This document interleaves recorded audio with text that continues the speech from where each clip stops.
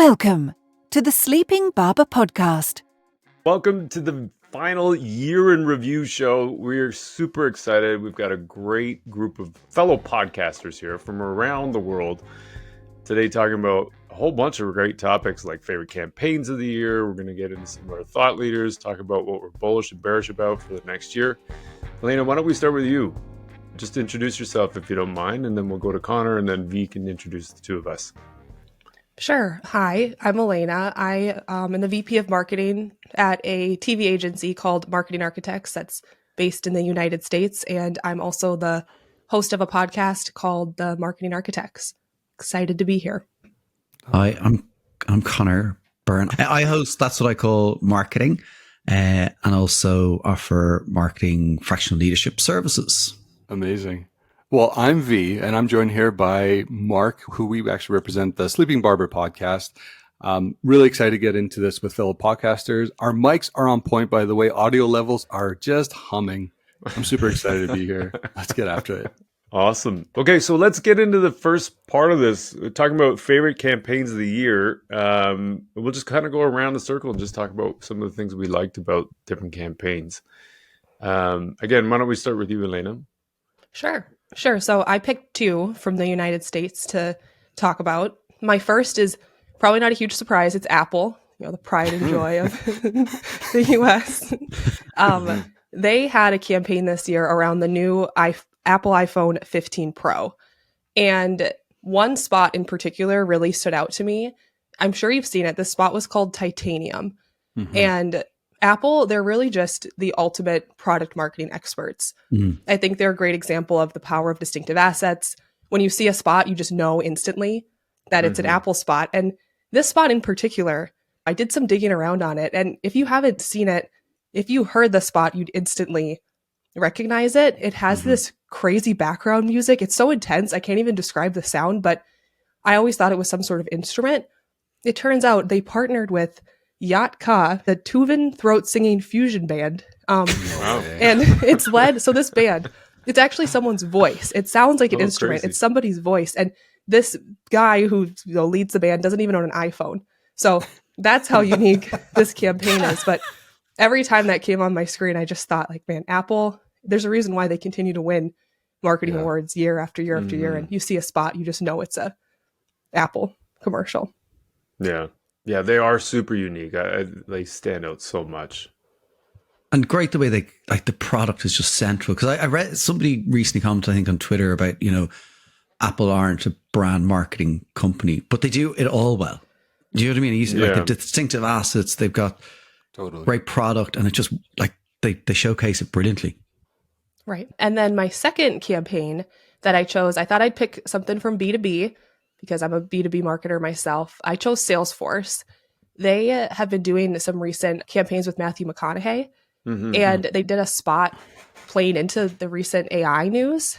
And I thought that was just really cool how quickly they turned it around. The fact that they're using a celebrity being a B2B brand is really, really interesting. They're definitely a leader for creativity in B2B the last few years. So the spot I really liked was a part of this AI campaign. It was called AI Sheriff. And Salesforce, I know we're just picking one campaign, but they also just did some branding with that new Sphere in Las Vegas. Yeah. I just think in recent years, it feels like they've been ramping up their brand spend. And I thought partnering with Matthew McConaughey was such a brave choice, and also a great one. They're really standing out in B2B. The Apple of B2B. Yeah. Salesforce. Yeah. We called it here first. They also they do have all their distinctive assets as well. Like, they've got characters, and they're also pretty consistent with their branding messaging, and including Matthew McConaughey as a sponsor or a sponsored spokesperson. I think that makes sense. I think he has an official role with them as well. Yeah, like, I think he has some sort of official role, chief creative director or something like that. Yeah. I want an honorary title like that. I don't think it's honorary. He's like 10 million a year. Is he in there? Yeah, there was. That's what I want. Okay, never mind. Sorry, Matthew, if you're listening to this. Matthew McConaughey, not to talk about Matthew McConaughey too much, but he's an expert in branding too, because he originally in his career, he was the rom-com guy, right? And that's all he was known for. He had to turn down like hundreds of millions of dollars in movies because he didn't want to be known as the rom-com guy rom-com, anymore. yeah. And then he turned into this action movie, more drama type of figure. Yeah, And that's now a good he's kind of following Ryan Reynolds and getting into advertising and brands, working for Salesforce. And so he's That's a great point. expert in branding himself. Those are good. Those are great examples. Connor, you got something? Yeah, so I picked a couple from this side of the world. I don't know if you guys are familiar with Paddy Power, which is an online betting gaming. gambling. Yeah, Yep. and they're incredible. They're so consistent with their cheeky tone of voice. And so they did a campaign this year poking fun at all the football clubs that have had some investment from different parts of the world. And the campaign was called Football, You Gotta Love It. And it shakes it up with a new campaign poking fun at sports washing. So it was this like unknown club in the UK that was made up and people giving out about, all these clubs are getting money. And next thing this guy walks in and goes, "We've been bought by an oil baron." And then it just goes into a musical and really pokes fun at it and fantastic. And they use like ambassadors like the footballer Peter Crouch. He's consistently in their work. Yeah. And so it's just really good. And Paddy Power are fantastic because you look at the work and say only Paddy Power could do that. And that's, I think when you get to that point, like they own that space and irreverence and humor, and they do it brilliantly every single time. And even as they move across different agencies, which I think they've done recently, that goes with them. So they don't lose, like the core of the brand is just phenomenal. So I love that one. And then I really struggled. There was a really interesting one from Yorkshire Tea where it's an amazing brand and they did a song. Maybe I've just got musicals and music in my head, but called Pack Your Bags. And it was like a summer anthem for, people going on holidays and just don't forget Yorkshire Tea. And it's just so much fun. I'm going to go third one. But Communion Saves, which was done by Uncommon Studios, is just a phenomenal disruptive piece of creative. So there's my 2+1. That's already breaking norms over here. Right. Well done, Connor. Yorkshire Tea, though, I've seen a couple of theirs. They're really good. Like at least the ones I've seen in the past. Yeah, so fun, like so good. And they really lean into kind of the north of England where things are done proper. And that's their whole thing. So it's really good. Yeah, great work. The Paddy Power one's really interesting. And everyone may not know this, but I lived and worked in Europe for about 10 years and I worked for bwin.com. So Connor, you're probably very familiar with them. So we were always looking at Paddy Power as being like, how can we lean into that kind of the humor, even though the brand itself, bwin, really couldn't because they were more, I don't know, stiff, I think I could say. But it was always something great to kind of watch. So that's a great example. V, why don't you go up next? All right. So I chose 2 Canadian campaigns. So really trying to focus here on the True North Strong and Free. The first one that comes to mind was WestJet. Many of you would have seen their first real viral campaign, A Christmas Miracle, that happened back in 2013, where essentially they interviewed a whole bunch of guests. I think it was in Toronto, what kind of gifts you want for Christmas. And then by the time they landed in Calgary, they actually had those waiting on the turn thingy. What is that called? Turnstiles or the turnstiles, baggage claim? Carousel. The carousel. That's what Carousel. they're like. Yeah. Yeah. The turn thing. I even worked in aviation, damn it. Anyways. Right? What are those things called where you get your bags? Your bags. Planes. No. So ever since then, WestJet's been known for really emotive Christmas miracle, Christmas kind of campaigns. And this year, it actually just launched a couple days ago. They're calling it Holiday Heroes. And it's really kind of paying homage to those that are working around the clock during the holidays. So they highlight a TransLink driver, a Fairmont valet, even a ramp agent as well, and just kind of reuniting them with their families. So bringing their families to them. Obviously, it's tugging all the heartstrings, but I think as you were talking about Paddy Power earlier, Connor, I think WestJet's kind of earned the right that this is kind of what you've come to expect from them around this time of year. And people genuinely do expect these campaigns. And I thought that was a really well done. And my second one was from Canadian Tire. So this year they're celebrating Christmas firsts. And essentially it's just a tip and a nod to the nostalgic element of Christmas, remembering like your first Christmas. But they do such a great job because everything that they're showcasing obviously is available in their store. And for those who don't know, Canadian Tire is just big retailer that covers It's a weird everything. store. Yeah. It is a weird store. You get lost You in can get there. tires and hockey equipment and like kitchen gadgets. It's Exactly. all over the map. But it's great. Like everybody in Canada loves it. It actually was recognized. Sorry, Canadian Tire recognized the second currency in Canada with the Canadian Tire money. It was just so popular, and people collecting these dollars. Of course, now it's morphed into more of a loyalty program, but its second official currency of Canada was the Canadian Tire dollar. So those are the two that I was able to find. Mark, Nice. I had so the first one I'll talk to about was actually Spotify. So it's not Canadian, but it's personal to me because I got it last night, and it's the Spotify Wrap campaign, which I thought was kind of interesting because they've done this for the last few years that I can think of. And so what I like about it is it's a product generated marketing campaign using my own data to feed back to me some kind of like interesting insight.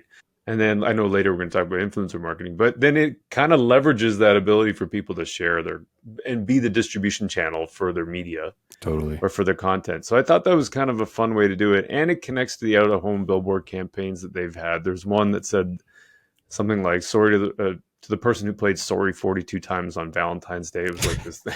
Oh. So like they have this data and they're using it consistently along with the distinctive assets they've created year over year. And so I just really I thought that was a really interesting one that was personal to me. And then the other campaign that I thought was really interesting, I think everybody in the world probably has had some kind of impact with inflation.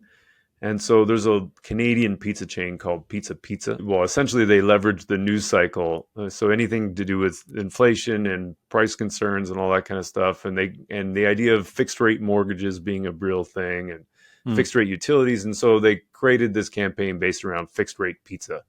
And so there's a whole thing around a pre-approval questionnaire. You don't even need a medical exam and all that kind of thing. And so between a TV campaign, PR leverage, website, I think they did some out of home. It earned a ton of PR and earned media. They got 500,000 fixed rates pizzas sold in the first couple months, and then a pretty big ROI. So I just thought it was kind of interesting, just capturing sort of the wave of the news cycle and using that to their advantage and linking it to talking about category entry points, I'm sure at some point later on, but the idea of like controlling costs and but you still want to go get food and order in and still treat people. And so I just thought that was a really cool idea. And it's something probably a lot of brands would try to stay away from. Inflation, let's not go, let's not even address it. So a really clever way of going about it. I love that. Yeah, totally. So these are some really good campaigns. I think we'll have to probably put some links in the show notes. Yeah, but before you go, Mark, you haven't mentioned your top-rated artists on Spotify. Oh, that's right. Okay, so full disclosure, my kids also have access. Yeah, everybody says Don't that. blame the kids. So Taylor Swift is in there. Go figure. Taylor Swift. I have a Taylor Swift ban on in the car because I can't listen to it. She's great, but I can't listen to her all the time anymore. That's incredible. Yeah. All of my top 5 songs are Taylor Swift, so we don't need to get into that. But I have a problem. Spotify Wrapped. I can't think of a marketing campaign that has better shareability than that. I mean, just immediately when you get your Spotify Wrapped, you start sending it to people, and it's become, even Apple copies them now. Every year they have they're doing the exact same thing. Yeah. Well, every company has got data on customers, and I think it's a really smart way of leveraging that data and using it for good, I suppose. Yeah, it's not creepy. Yeah, and it's a fine line between creepy and cool. Like you could tip over pretty easily, and so they've managed to walk that line, I think. Yeah, and I think when you think about, here's a nod to all the runners and the cyclists out there. Strava is also a great platform that does that as well. That kind of really showcases, the kilometers you've covered, who's liked your stuff, who you've engaged with the most. And I think it's a personal way of kind of showing a commitment to a platform, but at the same time, the shareability is just intoxicating. Mm-hmm. Okay, so moving on to section 2. We've got Section Bullish 2. or bearish. We were talking about some of the topics that we think are going to be, or that were either much hyped in this year or what we think is going to be big for next year. So that's the idea behind bullish or bearish. I'm going to kick off with mine. So I represent for this episode media mixed modeling. And I'm personally very bullish on this. And I think I love the resurgence around the notion of a lot of organizations really leaning into MMMs. And for those likely would remember this, like MMM was really used in the past more as a another tool to kind of help inform strategic thinking, media spend, etc. But I think now it's actually come more to the forefront because of the issues that we're having with, the deprecation of the cookie. It's becoming a lot more difficult on how to leverage a lot of the old behavioral tactics from a targeting perspective. So now all of a sudden you have marketers looking at each other, be like, hey, so what are we spending where? How are we going to do this? And I'm very bullish on this because I think it does a couple things. First of all, it really leans into the idea of like positive impact on ROI and that holistic measurement or across all your media tactics. Mm-hmm. And then second, it really leans into the data-driven decision making that we need to make sure that we're continuously enforcing internally. I think we've all been in those conversations where we don't have the data, and the moment a CFO is just going to pick at it and suggest, hey, why do you need X amount of dollars for this campaign? And MMM is a great tool that kind of helps reinforce the idea of omnichannel and making sure that everything has a role in driving, at the end of the day, whatever KPI it is for your organization, revenue, orders, whatever. But yeah, so I'm very bullish on this. And as we continue to lean into, especially in 2024, that it's going to be front and center for a lot of marketers. Mm-hmm. Rebuttal, go. Yeah, you guys got any other contradictory thoughts, or do you support that idea? I don't know if it's contradictory. I'm also bullish, mainly because MMM has gone from what used to be a 6-figure investment to really just man hours, because there are all these new models now that people can use, like models like Robin. We've been using that with our clients. So it used to be so expensive to put together and media mix model. You just wouldn't even, some brands just couldn't even afford it. But so I'm bullish because I think more and more brands are going to be able to use it. But I would say the caveat is that it shouldn't be a single source of truth. We've seen that it's pretty easy to manipulate the models to get the answer you want. You just can keep running it. So using that with other models, I think is the way to go. But overall, bullish because of the new access to it. That's a great point. Yeah, I think the access thing is really important, and how like AI is going to make, strides in this area as well. I think is really interesting. I think the conversations with CFOs is very important. I think, and then the only watch out is that I think you were saying, Elena, like you don't make the wrong calls, with the data, because I've seen that happen where you can make a call based on like an ROI metric and not particularly in shorter term. So it's just, there's the art and the science. So it's, making sure you balance the two well, I guess. I think that's partly how we got here, because we were following the data of last click attribution to, what leads us to this point where we're like, oh, wait a second. Maybe it's not as good as we thought. Let's back up. And then, 10 years later, we're now kind of rediscover MMM. Just on the context of the AI component, Elena, why don't you go and just comment on that for bullish or bearish? Or start us off on that. Yeah. Sure. So in case you haven't heard, AI is a pretty big, what is this? pretty big topic in marketing. It's been just over a year since OpenAI released ChatGPT, and there's been plenty of change since then. Personally on this, I am bullish. As someone who works at an agency and on a marketing team, we're already using AI every single day. We're using it to help us strategize. We're using it to start creating assets, trying to figure out how can it save us time so we can work on our higher level work. Obviously not replacing people. We're looking at it as a way to help people work more efficiently and automate the mundane parts of your job.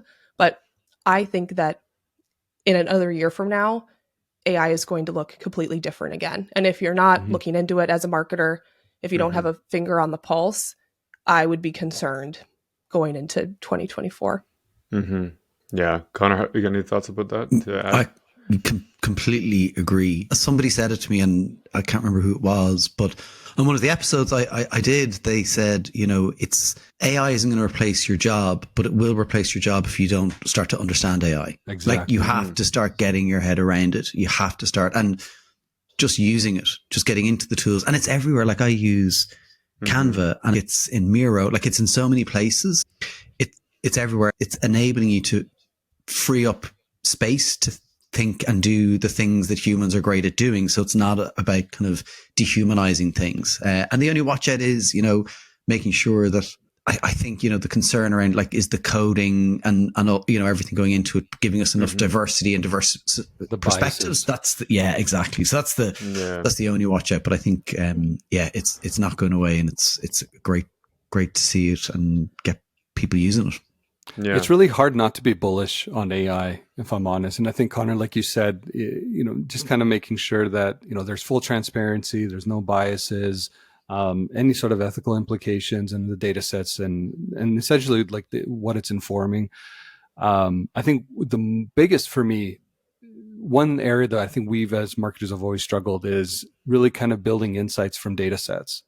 And I think what I'm curious to see is how that space is going to evolve as we lean into more of that AI intelligence that may help bring some of those insights to life for marketers that obviously can be, from our perspective, then refined. But I think kind of crossing that gap from data to insights, I think there's always been, a little gray area there that I think we haven't been great at doing. Yeah, and from my point of view, there's I can't remember the exact quote, but there's something like, "What do you do?" I think it was about the internet. What do you do when it's like everywhere, when it's as ubiquitous as water or air? And so AI is like that to me, where like even this morning I was using it, looking at business models, and there's a really cool website called Go Zigzag that you just literally type in a sentence and it spits out a whole lean model canvas around like Crazy business idea and then assumptions and things to test and all that kind of stuff. So like for me, that is a part of creativity. Like, how do you generate different ideas from different perspectives? I think there's so much opportunity from AI in general, but just the way you can use it, to your point, well, everyone's point, you first have to use it to understand what it could do to help you. And I think that's kind of where we're at with that one. Next one, Conor, I think we had you pegged for B2B creativity. Yeah. So I'm bullish on 24 being the year of B2B creativity. And Elena, you talked about the likes of Salesforce, but I think we're going to move away from mind-numbingly boring B2B marketing. It's going to end. It's going to go away. We're going to stop obsessing about useless MQLs that go nowhere. We're going to actually talk about creating demand in the right way. And, James Herman talks about it brilliantly, the concept of capturing current demand and creating future demand. And I think that reframing of B2B marketing and creativity has to happen. And I think next year is the year for it. So I'm really a bit obsessed about it and a bit bullish about it because I'm bored and sick of bad B2B marketing because it gives B2B marketing a bad rap, and there's absolutely no need for it. B2B marketing has been seen as like the poor cousin of, brand and create. And it's like, no. B2B marketing can be brilliant because we're marketing to, guess what? Human beings, people that also the same people that consume, the consumer goods that you want to market. So it's the same. Make it brilliant, make it engaging. Think about emotion, think about fame, and do great work. So bullish. And I think I'm going to call it out next year when I see really crap work.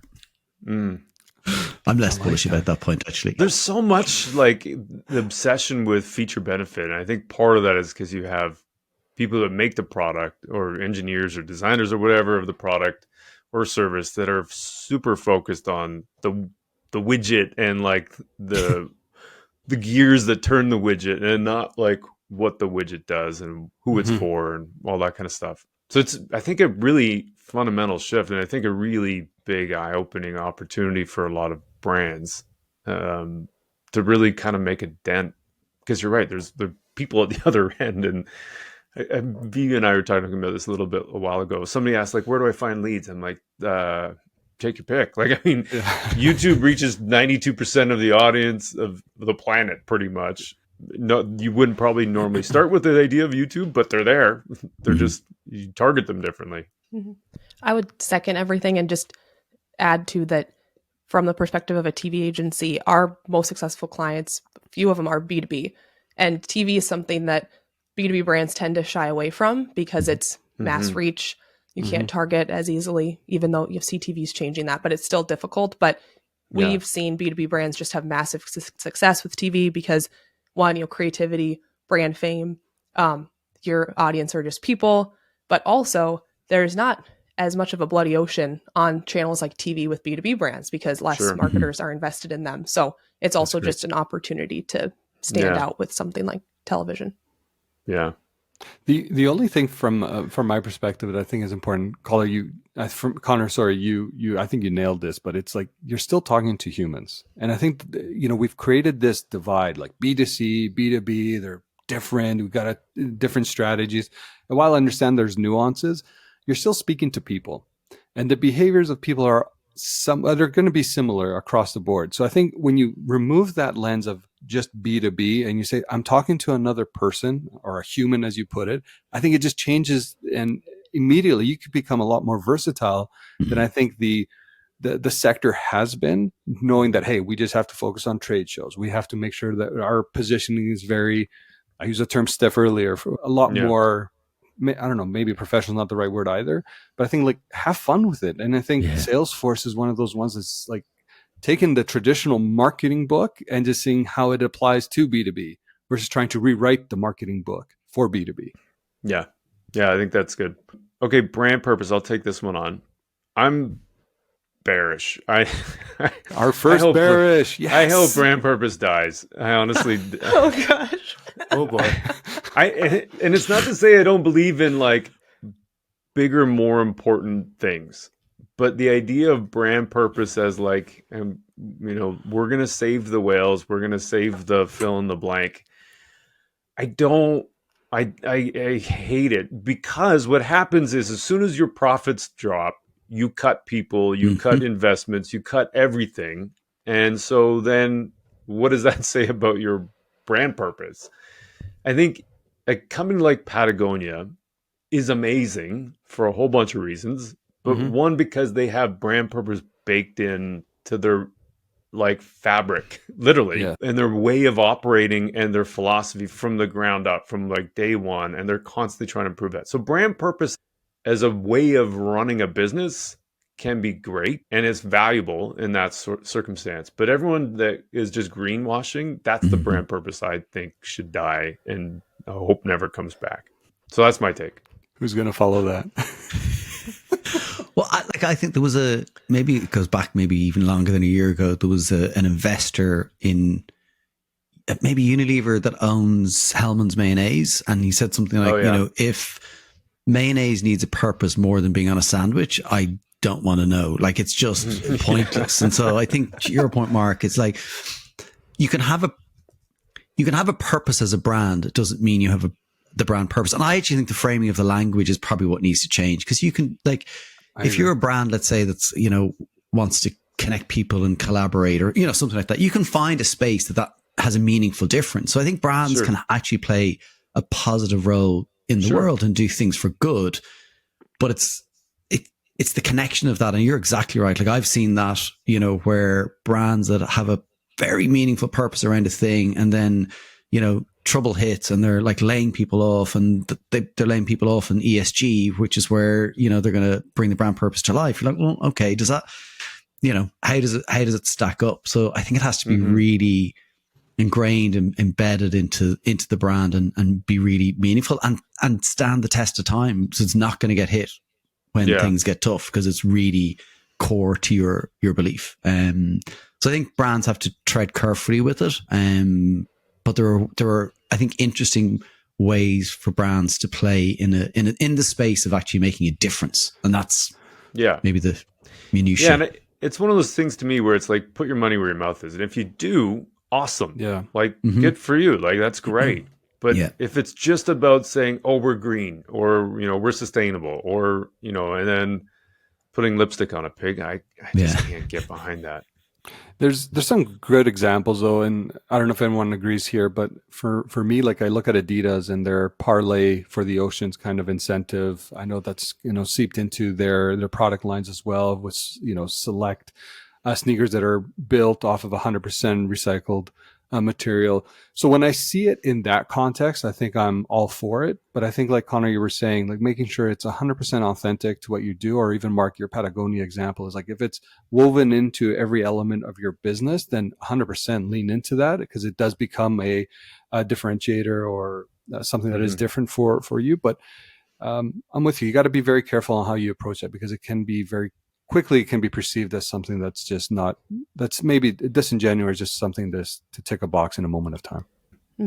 I'm not going to argue with Bearish. I think that it's gone way too far. And I read something the other day about how 2023 was the first year that less consumers said that they want to buy from a brand that aligns with their values. Consumers are getting sick of it too. And Mark Pritchard from P&G, he recently talked about how they're going to take away these brand purpose initiatives from a lot of their brands, because they're just not seeing the return. So I agree with everything. It has to be aligned with who you are and be genuine, because it's pretty easy to tell when someone's using it more of just a way to get attention, or when it's not true to the brand. Yeah. What else do we have here? V. I think hyper personalization. Oh, right. Hyper personalization. This is another one I am 100% bearish on. I am over it personally. Yeah. And here's the thing. V's a performance marketer. I'm a performance marketer, by the way, by trade. But I think we've kind Not to label you. You just labeled me, man. I did label you. He, him, and what's it called? Performance marketer. That's how I identify. Anyways, I struggle with this right now more than ever in my career, because I think we've gotten away from the idea of like, we need to make sure that we're targeting those that have either the largest targeted audience, and trying to find that one person that is really looking for your product in that moment. Make sure we're serving them the right content, because we have these signals, and I'm using air quotes here, people, these signals that can potentially, assist in that conversion. I think I'm over that kind of mentality and trying to find that lowest common denominator of a signal to say, here's what it is. And I would rather us as marketers, even performance marketers, start thinking a little bit more in those broader reach targets that can still be hinged or built off of intent. Like, don't get me wrong here. I'm not saying like, let's get away from intent completely. I'm saying, let's make sure we're targeting the largest possible audience that's shown a level of intent, either in our category, our product, or service, and try to avoid that true one-to-one. Because everyone talks about like, hey, the goal for 2023, 2024, 2025 is one-to-one marketing. It's like, I don't think that is the case anymore. I think it's just making sure you're present when the consumers actually in market for your product and service, and hoping that you've done enough work up front to build that mental availability. That's it. Like, let's not make this more confusing than it already is. So I'm bearish on the whole hyper personalization. There's elements where I think it can work. Things like maybe marketing, or I think for me, it's like customer service agents, when they can have analysis on, purchase behaviors or things that they've done, and you're actually talking to the consumer. I think that's where it becomes incredibly important to create that one-to-one. It's not through your ads. Like, I don't think that's where it lives. That's just I'll step off the soapbox now. I don't know if I've ever experienced proper one-to-one personalized marketing. This is door-to-door sales. I would agree that I'm also bearish on it. And not only, what we found as a TV agency is, yes, there's issues with accuracy. That's just the foundation. Like, the data might not even be accurate. Who are you targeting? Let alone does it work? We've seen data on the more personalized your message, it doesn't necessarily lead to ROI. But for us, the biggest thing has been price. We've been buying more and more streaming, and get a lot of marketers who are very excited to hyper personalize, hyper target with streaming, because now you can get one-to-one with someone where you never could with linear television. And as a performance agency, it really comes down to price. Even if you said, pretend we're accurate, pretend it's actually worth it, it's so much more expensive to add on those layers of targeting. It becomes better to just have a broader reach, a broader message, 100%. And the ROI is going to be better. But I think it can be uncomfortable for marketers, especially B2B marketers, because the idea of waste, marketers don't always like it, even though it's going to benefit your brand in the long run. So we live this every day, getting into into streaming. And I'm also bearish. Yeah, someone asked me the other day because he was saying it sounds like a paradox, exactly that thing about it costs less to reach more people and more to reach fewer people. And he asked me if I had an analogy or something to like explain it to a 10-year-old. And so I've been thinking about this for a few days now. And so as you just brought that up, it occurred to me that this is a good example, I think. But it's almost like, let's say you had a haystack and you're trying to find a needle in it and you paid somebody to find that needle. Like you would have to pay them a lot of money to sort through a lot of pieces of hay in order to find the needle. And so, or you could just reach all of the people within the haystack or all the pieces of straw and hay within the haystack. And so it's really easy to identify the haystack. It's much harder to go, okay, actually, here's the needle. And you know what? As it turns out, once we got to the needle, oops, it wasn't the right person. Like then you got to start all over again. Yeah. And so there's just this idea, I think, about mass hyper personalization or mass customization that it's a really interesting idea, but practically speaking, it's not feasible, nor is it necessary, because I think from a marketing perspective, Conor, I agree. Like you have these door-to-door salesmen. I was one of those guys for a while in pharma, like carrying a bag, showing up at doctor's office, having personal interactions with people. And you can have those customized on-the-fly interactions. But to try and assume you can do that digitally when you have like some kind of digital footprint that is questionable accuracy, I don't think you need to worry about that. What I think is better is mass personalization in terms of like, what is the same thing that is the common problem amongst all people? Like that is actually hyper personalization. If you can understand the needs of a market that well, that succinctly, like that is really personalized. Well, the other thing I think, when I don't want to just sit on this one for much longer, but I'm kind of passionate about it. The other side is like no one ever talks about the content demands to actually do this hyper personalization. And I think there's not, everywhere that I've worked, you do not have a large enough creative team to do that. Maybe with the new era of like dynamic ad units that you can maybe get closer to that, but it's just not possible right now, and to do it in a meaningful way. And that's where, again, I just go back to Marc. I think you articulated very well. Just find the common problem to the largest possible audience and call that your personalized.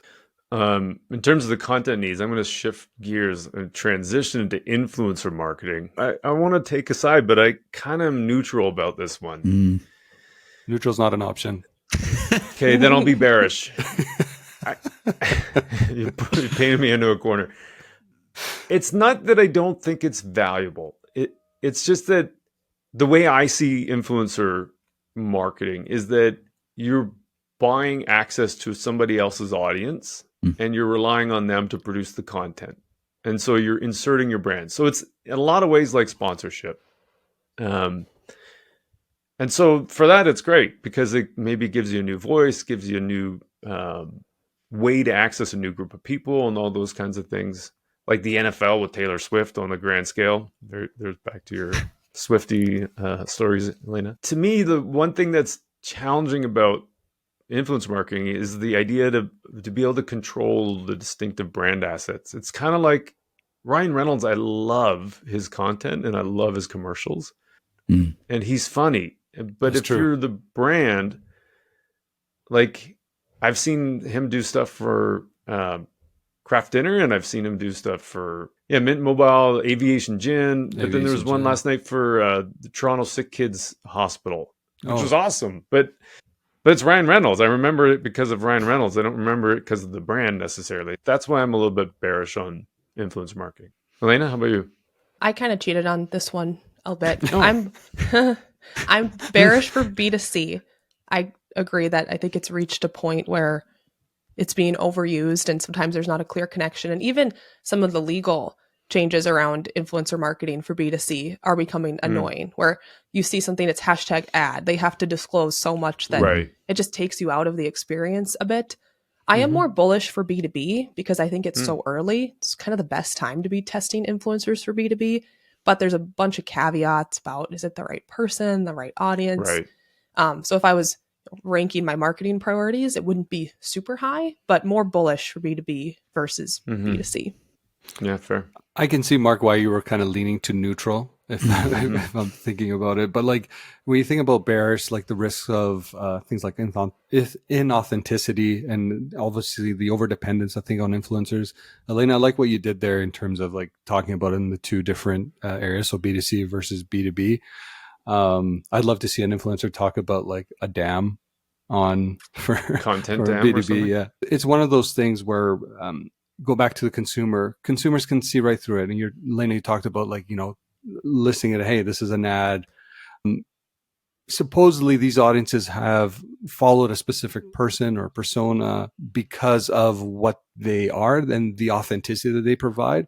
The moment that they take on a brand, is it because they're being paid, or is it because they truly believe in their brand? Of course, everyone will preface it by saying, I always used X product before they reached out to me. Mm-hmm. But we also know as consumers, like that can also be somewhat inauthentic. So I think that's where you have to be very careful on how you trend. I think overall, Mark, I think I would lean with you and Elena on the kind of more on the bearish side, I think, especially from a consumer perspective. But I still know that there's value there. And that's why I'm not 100% committed to. Conor, bring us home. I firmly sit in the middle as well. It's a really tough one. I think there's great examples of where, and I think the problem I think is there's always the example of this person posted this thing, brand X sold out of all their products, and everyone's like, oh my God, it's the most amazing thing ever. And then it's hard to replicate. I think and I've talked to a couple of brands who do operate in this space, and where they find the biggest and best value is when they truly find people that they enjoy following, so, and they then try collaborate with them. So it is authenticity. And I know you're saying, V, it's like, oh, I've always used this brand, but I think there are ways to do it. And I don't necessarily think it's all about, reach is so important, but it's not necessarily about the reach of those influencers sometimes. Like sometimes a person who's got like 10 million followers and you spend however much to get them to post something may not be as valuable as somebody who has 100,000 and actually you finding more of them. So again, I've seen examples. I'm not bringing it home. I'm sitting firmly in the middle. We saved, I would say, maybe the most controversial part for last. Controversial. Well, I don't know. Maybe. Sure. Who are the? We're going to do the best podcast.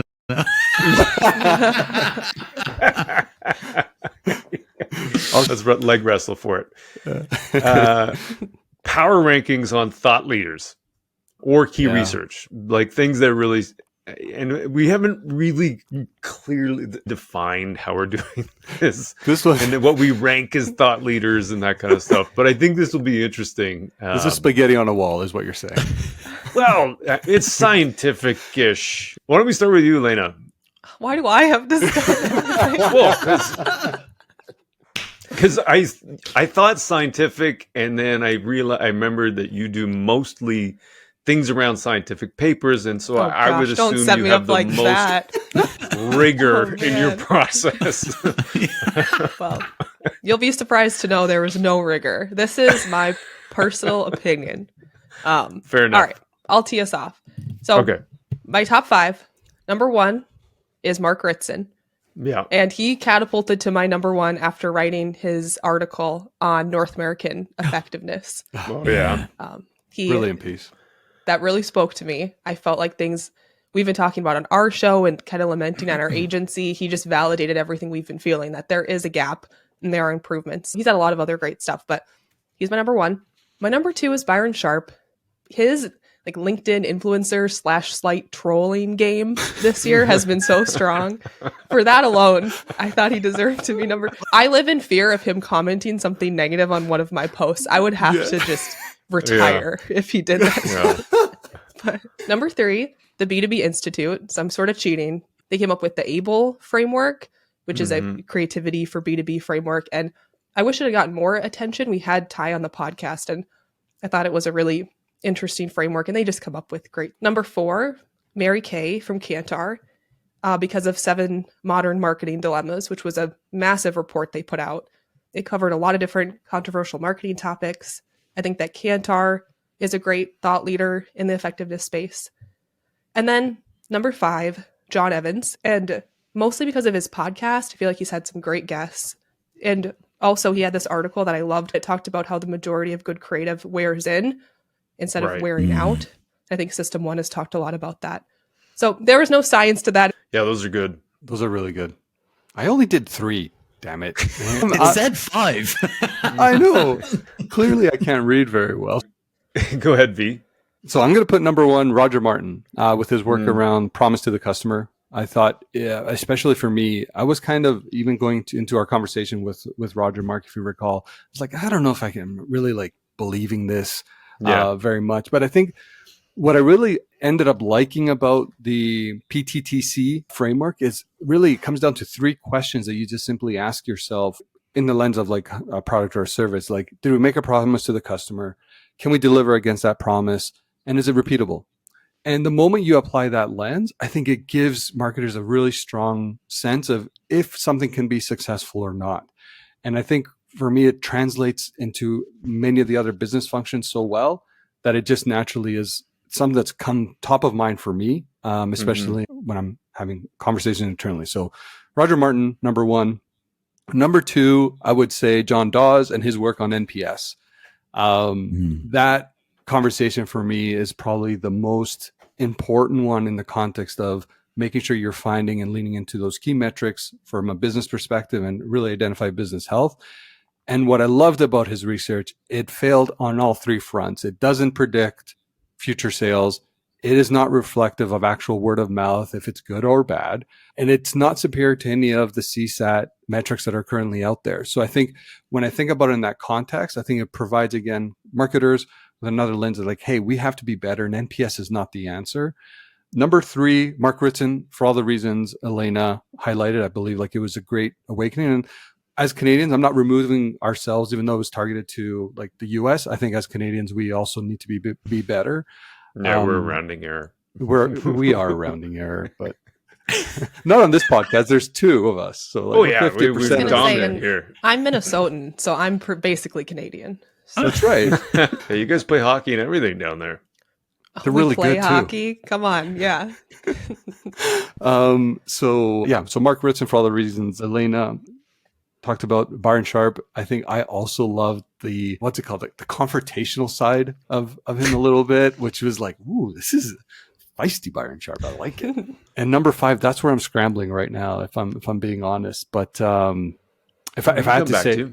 We'll come back to you. You can come back? Okay. Sure. Give me some time. I'll come back. It's okay to name one of us as well. I was actually going to name, I was going to do that, but I'll save it for the end with V's 5th pick. Connor, how about yourself? So not in order, but this was the 10th anniversary of the publication of The Long and Short of It. So that just, I mean, you know, it's a seminal piece of work, and Peter and Les are incredible. And it's just, I guess, it still amazes me that some people haven't read it. So read it. I think James Herman's, I mentioned him earlier on, his work on future demand and creating future demand and trying to change the narrative on how we think about demand generation and really kind of trying to shift that with VC and CEOs, not just working within marketing. LinkedIn, B2B Institute, John and Peter, they're amazing. They were over in Dublin a couple of months ago, and I got to hang out with them for a bit. I got to hear them speak and then met them in a pub. So they're dead sound, great people doing brilliant work, and they were presenting the CMO scorecard. I also had Mary from Kantar, Modern Marketing Dilemmas. I thought that was really great work. And it kind 100%. of, what I love is it captured so many different things and, you know, presented it really well, and then allowed you go on deep dives. Again, if you haven't read that, it's going to send you in a whole load of different directions, I think, in a good way. And then the last one for me, I think MI3 in Australia is amazing. It's a brilliant site, publishes great content. It doesn't shy away from difficult conversations or topics. Like, they brought Lee Barnes to my attention from Intrepid Travel, who was a bit like you, the performance marketer, but he saw the light. I've gone on record to say that as well. It's so amazing publication. Again, encourage people to check it out as it just giving a different perspective. Australia's doing brilliant work. There's brilliant marketers in Australia. So I think that's my 5. So no surprise, I've got some of the same ones that you guys do. So Ritson I had is the first one that came to mind. Similar but slightly different reasons. Like he genuinely, I think, started 2 massive debates in the marketing industry this year. One on differentiation versus distinctiveness, and the other one on whether America is falling behind or not. Like single-handedly, I think he created 2 massive debates, which is really valuable in a lot of ways. There's a lot of, especially on the distinctiveness versus differentiation bit, there was a lot of feedback that I read that was talking about things like, isn't this just an academic debate? And I think a lot about our perspectives and how they are like these invisible forces that shape our decision making. And so if you believe in differentiation wholeheartedly, then that makes you go down a path. If you believe in distinctiveness wholeheartedly and not differentiation, that makes you go down a different path. So I think those kinds of debates are good just to make us rethink our own beliefs and things that we don't think about, like a funnel, as an example. Is it real or is it not? Like that's a really interesting.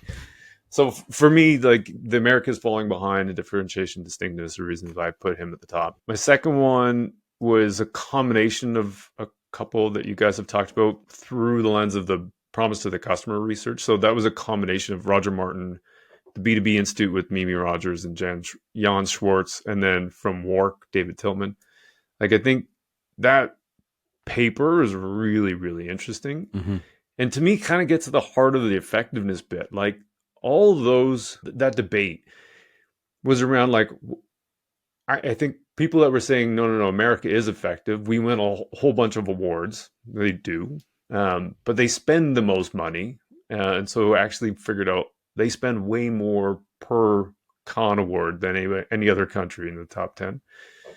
So it's not to say that America doesn't do great work. I think it's to say that there's research and literature out there that can make great work better. And that was the idea behind the promise to the customer. So it's kind of like just getting, a little training and improving your strength, improving your speed, and improving your power outputs. And if you're in sports, like to me, that's what effectiveness is all about. I also had John Doss from the Ehrenberg Bass Institute because of the NPS stuff. Like for me, that was one of those. Like I've hated NPS for a long time. I'm not a big fan of it, and to me it was just like so rewarding to see 100%. Research come out that was like clearly saying that it's not really worth it. Avinash Kaushik we had on our podcast earlier this year, and it just the idea around incrementality. Like I think is what we're all really trying to get to. So for me, that was a huge influential moment. And then the last one I had from the Ehrenberg Bass Institute was Jenny Romanek on better brand health. She published that book this year. I've just started getting through it, about halfway through, but it's really good again, because it takes those things like top of mind awareness and goes, okay, well, what are you actually measuring when you do that? And there's a better way, and here it is. And so it's a dense book. And so I'm trying to unpack it and make it accessible for my own brain. But I think it is really, really valuable because, again, it's one of those things we all talk about, top of mind awareness, but don't really actually think about what that means often. So those are my top 5. She came on the podcast to do an interview of the book, and it was brilliant because the book hadn't been released just yet. It was coming out. So I didn't have a chance to read it, so I couldn't look really stupid. Yes. Yeah. We had the same problem. Same for us. Yeah. Brilliant, isn't it? But she's brilliant at being able to communicate, the key points of it. I thought she was excellent. But yeah, I was actually glad I hadn't read the book. Yeah. Now, I know everyone's waiting for my 5th pick. Yes. And I can even sense our listeners like, oh my God, what V's going to say. So here it is. This one's a tip or a nod to the marketing community, to all the people out there that are generating content, helping us be better, really thinking about essentially, how to better adopt or adapt a lot of the frameworks that we have in market. And I even looking at my screen today, the fact that everyone's here, you guys in your own way are doing such amazing work. So I would just like to honor the marketing community in total, and just being so open and sharing. That's how I'm going to end. I agree. Like, because I listen to Connor's podcast and listen to Elena's podcast, and they're great for different reasons, and I want to go to them for different reasons. And so it's awesome to have different perspectives, even though some of the content and the guests might be the same. Like, you get different ideas things, because different people ask things different ways. Totally. Awesome. We'll have to probably figure out how we rank that later on. I think probably Ritzen's somewhere near the top of everyone's list. We'll put it to our listeners. We'll maybe put a vote out. We'll create engagement. Oh, a survey. A survey. Okay, so as far as 2024 goes, it's around the corner. Any thoughts, final takes that you want to share? The metaverse is going to be a thing. I'm just kidding. The thing I'm looking forward to most in 2024 is I think we're going to see an acceleration on creativity. I feel like we talked about Mark Ritzen's post earlier.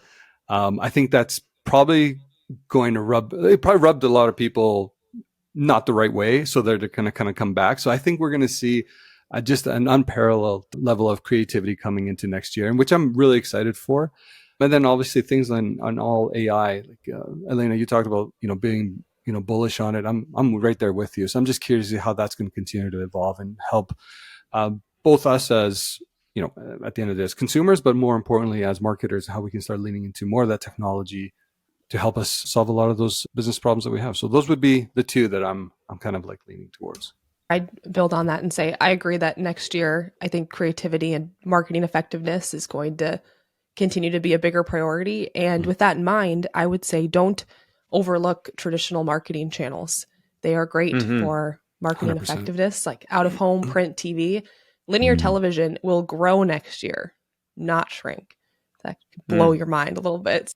I love that. Well, actually, that's a really interesting point, because you get these channels, going back to the media mix modeling, you get these channels that we're like pouring money into with the belief that they're going to drive performance, whatever that means. And then all of a sudden you're like, maybe not. Let's go back to some of the other stuff. I like the numbers really shape your thinking and steer your investment perspective. Connor. Similar. I think bring fun back, enjoyment, stop being so serious. Paul Feldwick has it in his book where, when they were doing TV advertising first, it was like you're entering someone's living room. So be a good guest. Like, be engaging, be enjoyable, have people want you to come back. So we got to think about that with all of our marketing, right? It doesn't matter where it shows up. Agreed. We want people to go, oh, I wouldn't mind seeing that again. I wouldn't mind whatever. So I think stop being so serious. We should drive revenue and growth and all that, but I think we can have fun, have enjoyment, and just continue to be curious. Like that's this group of people is all about, curiosity. And I think in marketing, like, it's a key thing for us to be curious, read, 100%. think about, other things different perspectives, find people who disagree with you and debate things out. So they're for me kind of the big things for next year. For me, I feel like this is kind of a cheeky way of saying it, but like the customer will come first. With that, I put an asterisk that change happens slowly then all at once. So here's a bunch of buzzwords. But what I mean by that is 2 for 2. Let's go. Yeah. But what I mean by that is the idea that, like, internally within organizations, marketers are going to start to realize things like there's the report from Gartner on, like, customers don't care. They want rep-free experiences. And so brands are seeing that kind of stuff. Companies are seeing that kind of stuff and starting to go, oh, okay, well, you want a rep-free experience.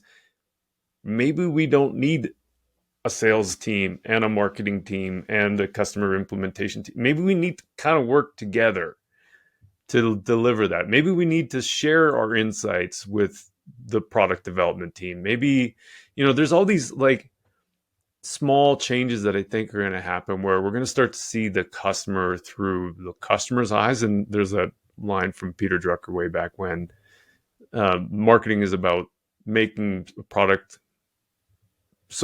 and selling so superfluous, whatever that word is, that the product sells itself. And I think if we get out of our own way and out of our own vertical silos within an organization, it's when you do that becomes possible. But when we're all like holding on to something because it's our territory, it's our land within an organization, I think it creates more division. And so I feel like marketing might actually take a step forward in terms of it being a more holistic view. And I don't necessarily mean to call it marketing in terms of like the marketing department. I just mean customer understanding and a company working together to row in the same direction rather than, everyone trying to fight for their own land. Conor, that's how you take it home. That's how you bring it home. This has been one of the funnest podcasts I've done in a long time. Sorry, Mark. I'm just kidding. Yeah. Aside from what he said, the rest of this has been great. No, this has been great, everyone.